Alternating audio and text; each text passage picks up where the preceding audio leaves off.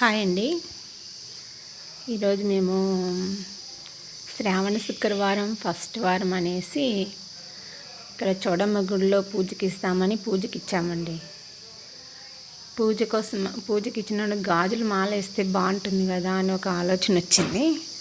అందుకనేసి నేను మాల చేద్దామనేసి మాల కట్టాను. ఇంకా గ్రీను రెడ్ గాజులు అయితే బాగుంటాయని చెప్పేసి నేను ఆ 2 కలర్లు తెచ్చి అలా మాల కట్టాను. నేను కూడా ఫస్ట్ టైమే కట్టడం మాల, కానీ బాగా వచ్చింది. మీరు కూడా తప్పకుండా ట్రై చేయండి, బాగుంటుంది.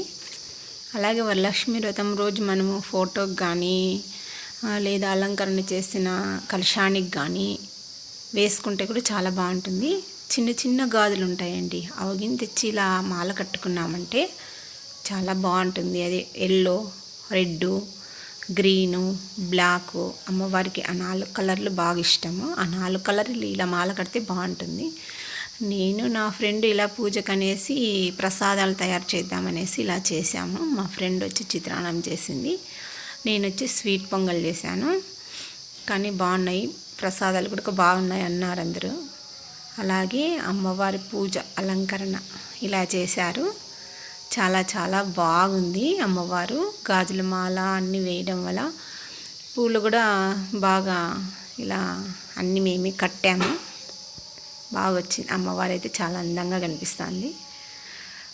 గాజుల మాల అయితే మీరు కూడా తప్పకుండా ట్రై చేయండి.